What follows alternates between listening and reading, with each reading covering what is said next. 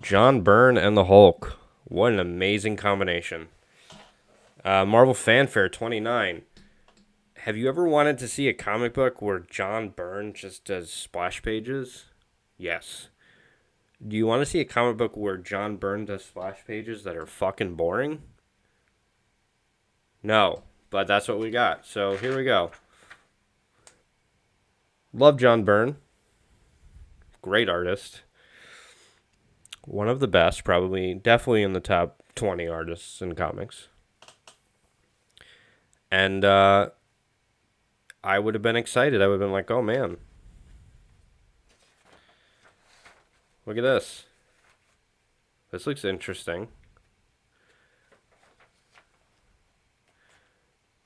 Very, very cool. Man, John Byrne. What a master. Great expressions.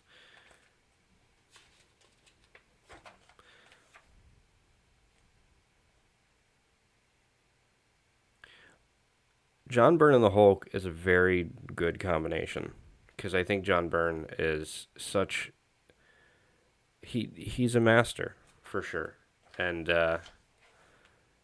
he draws great anatomy. And I feel like to be a Hulk artist, you have to be able to draw great anatomy. And also, I feel like he spent a little more time on this than some of his X-Men stuff because I feel like some of his X-Men stuff he was kind of rushing through because he was doing probably like 20 books a month probably at that time. And don't get me wrong, even when John Byrne rushes through, his art looks unbelievable. He could have been doing 20 books at this time, I don't know. Back anatomy, not the greatest. But you know what? It works. Does it look like the Hulk's back? Sure.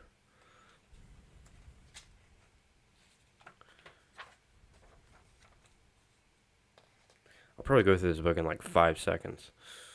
Because there's not much to it, unfortunately. I think I'm like literally almost done with it. I don't know. I don't know why it's so.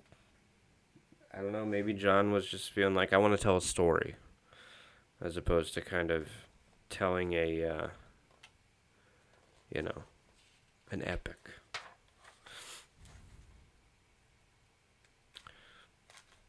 Does it look bad? No, it looks great. It's amazing.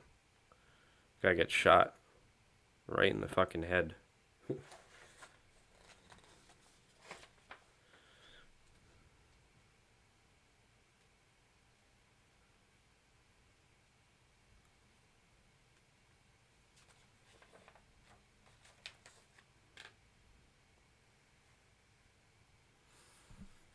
Very interesting. I definitely believe that this is a story first comic more so than a action first, which is totally fine by me. Totally fine by me. But I don't know. John Byrne is one of those guys that's so great at drawing action, and then you sort of just kind of see this and you go, it's a great comic. It looks great. But it's just like,